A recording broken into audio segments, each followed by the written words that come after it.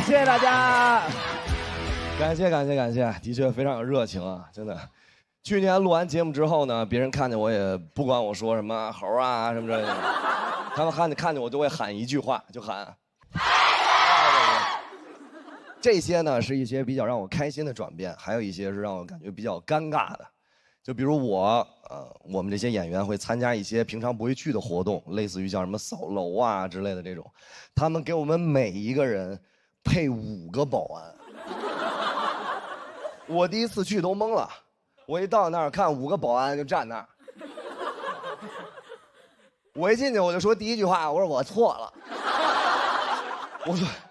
我到那儿，我一进去，我看着那保安大哥，我非常认真，我说啊，保安大哥，你一天挣多少钱呀？他看着我，彪，我说啊，他说保镖，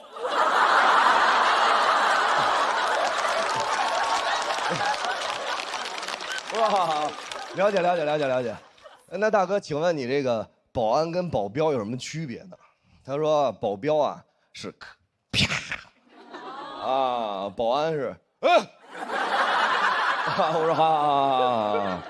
当时呢，我已经想好了，因为以前我在电视上看过那些什么艺人出来扫楼，所有人都非常疯狂，然后一上来就又抓你又挠你什么之类的，然后保安就拦着，我都想好了，我计划好了，只要一出去啊，所有的那些脱口秀观众在这个扫楼的时候特别疯狂，保安只要一拦我们的粉丝，我就看着保安，我说别拦我粉丝。别把我粉丝，别把我粉丝好吗？你动我粉丝翅膀，我必回你天堂。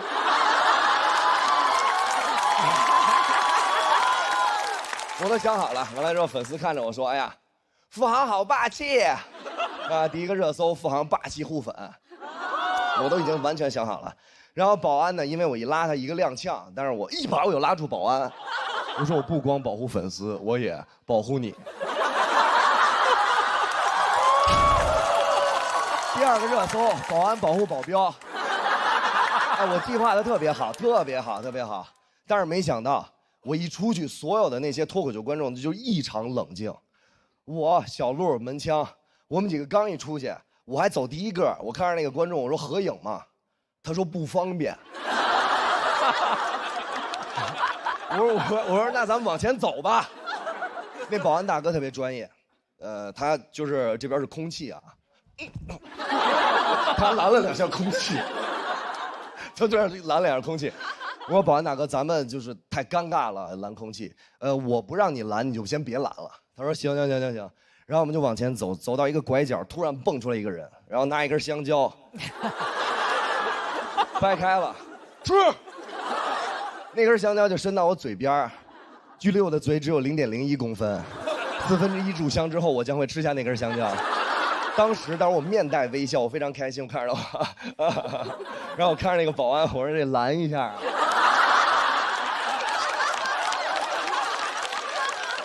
我这拦一下啊。那保安知道了，付航不许吃香蕉啊。我说拦他。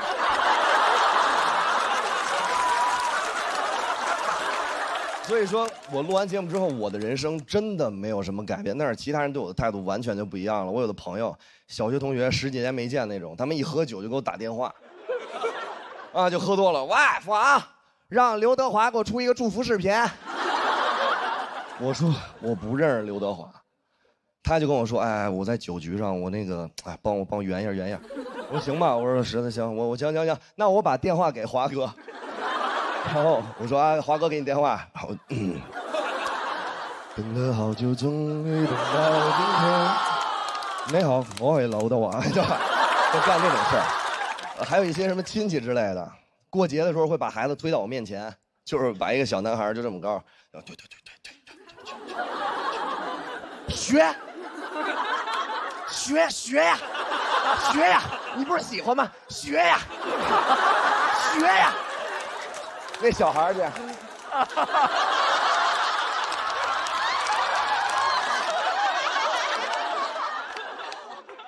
拍身。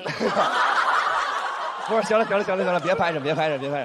你喜不喜欢？你说实话，孩子，你喜不喜欢？我也不知道，我不知道自己适合什么。我一想，真的是，其实我们很多人，我其实从小到现在，我真的不知道自己特别适合什么。小的时候就是什么流行学什么，我是一个数学的纯学渣，就是100以内的加减法，我得算2、3分钟，就是空算，但我不是智障啊。那个女孩看出来了。其实呢，我数学这么差，但是那时候特别流行一个叫速算的补课班，我不知道大家知不知道。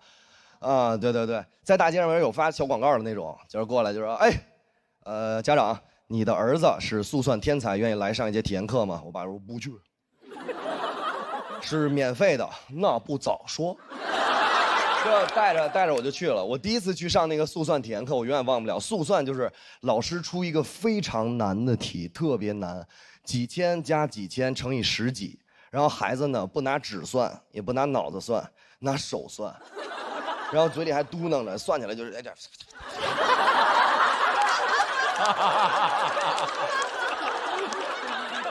这。真的这样。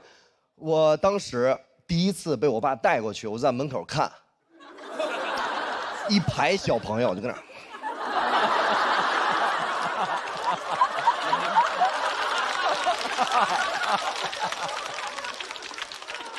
我一直以为我爸给我报了一个骰子培训班，就是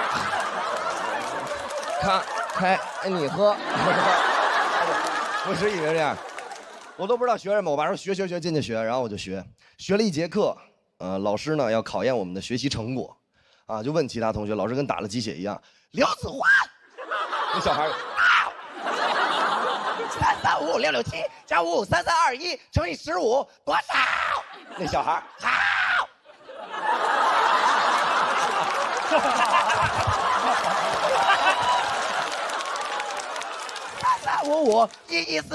3355114455331145，好，宝贝儿，请坐。不好，我说3355661加77553337乘以15多少？我说好。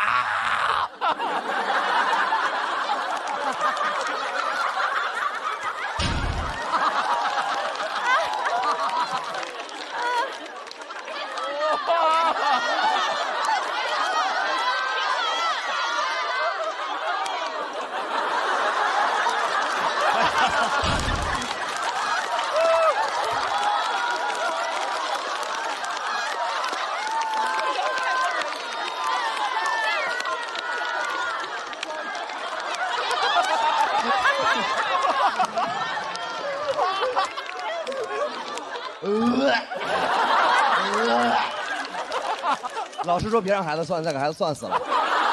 所有同学就过来拦我，我说别拦我，不算呢。当时同学走了，老师都走了，我还算呢。我一直算，因为我一直知道，我从小就知道，只要我没给出答案之前，没人能评判我的对错。后面还有一句话，就像我的人生一样。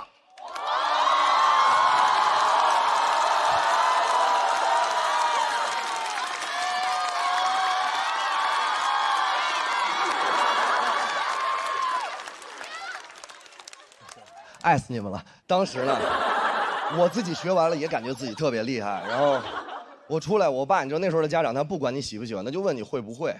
我爸跟门口抽烟，会了吗？我说这简单呀，我这有手就会这个。我说你摇你也会，这谁都会这。好儿子，回学校试试。我说没问题。到学校，其他同学做数学考试。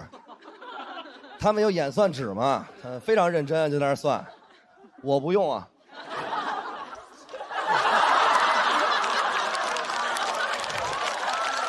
我就这么算。同学看我，老师我害怕。你怕个屁！你怕？你不算。老师从远处就走过来说：“哎，这哪班的？这个是？哎，这是哪班的？哎，孩子，哎，孩子，你干嘛呢？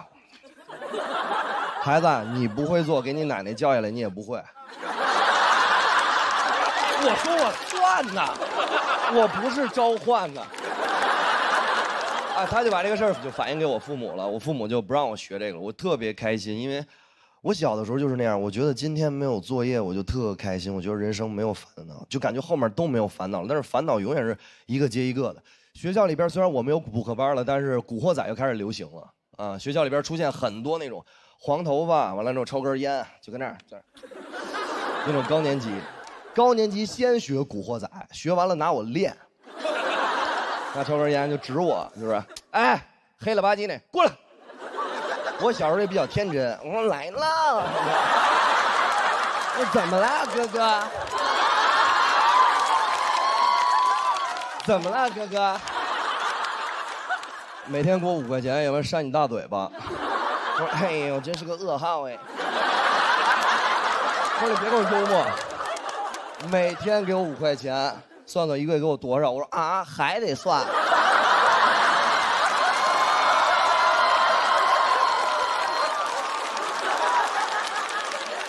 他说：“你是 dancer 吗？”我说不是。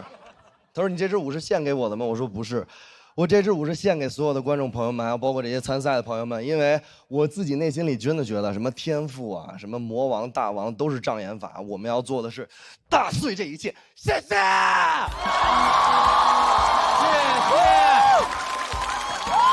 谢谢付航，还是之前的付航啊。也要跟观众朋友们说，这个除了是一场精彩的表演，这仍然是一个魔王挑战环节，所以喜欢刚刚付航表演的朋友，千万不要忘记为他投票。投票倒计时，最后3秒钟，请锁票。再次谢谢付航。不用多说，还是熟悉的配方，还是熟悉的节奏啊！这自己把嗓子都喊哑了。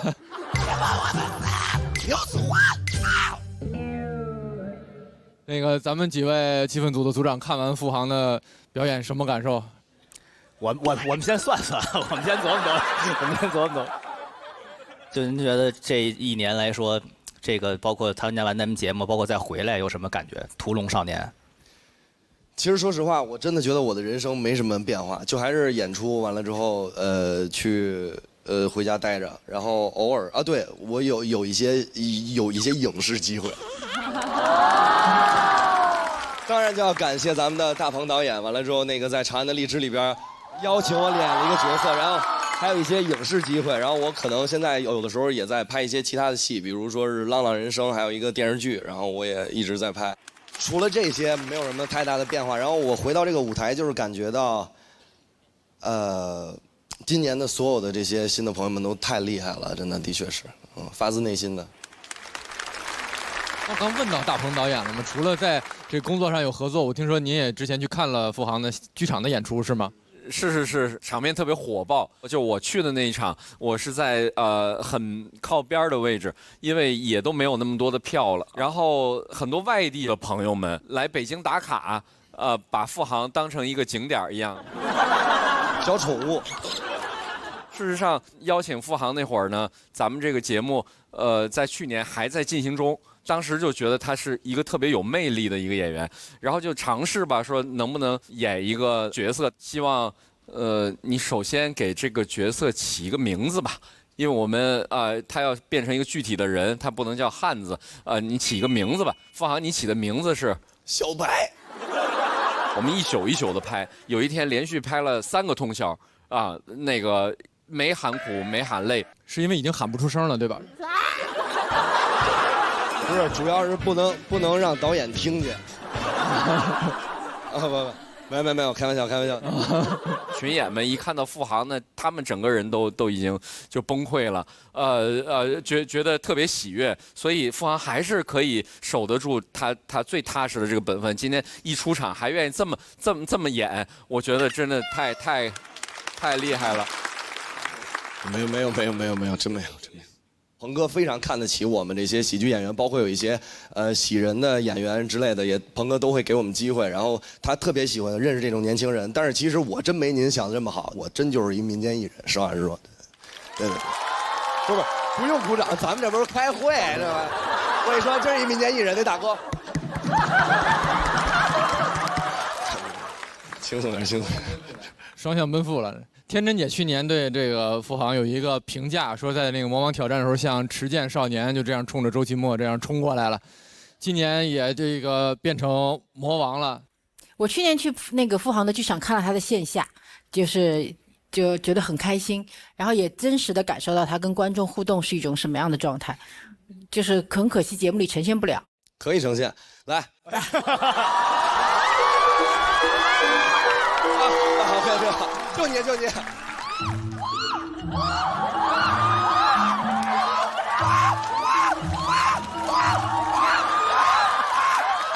哇，行，已经喊完。这是会传染吗？这是。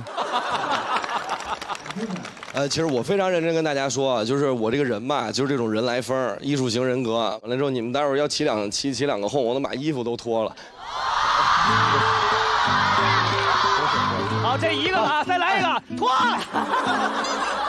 不是，脱，加油，就真的啊，是这样啊。所有的人，这个世界上面所有的人，他真的总有一个人是非常非常在乎你的。所有人都在喊脱掉。有一位观众在那喊穿上。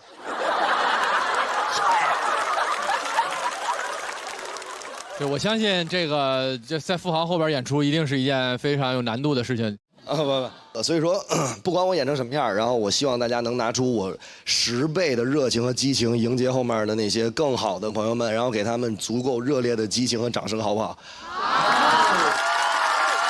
非常感谢你们，一定要帮我。完了之后，谢谢大家，谢谢付航。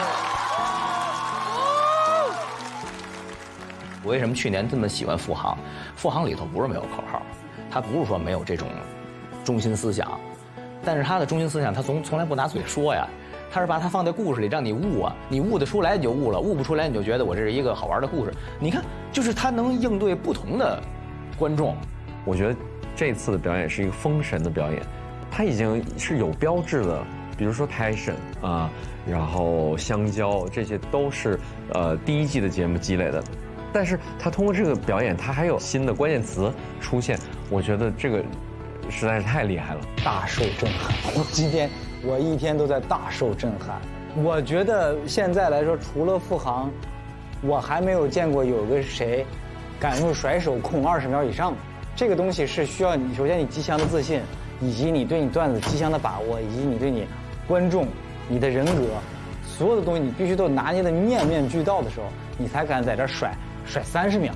那个穿透力，我的同事们在楼上休息室都能感受到，就是从棚里穿上去。然后付航就是他真的是一个尊重舞台的一个演员，其实他难受到整个过程他也是说不了什么话了，但是在台上你把那个舞台交给他那一刻，哎呦他下台那个，哎呀我就觉得，啊。以前付航说他经常觉得生活有电影感。我当时看付航在台上的时候，我也是觉得就是像电影一样，他在台上真的是竭尽全力的在让观众开心。谢谢。爱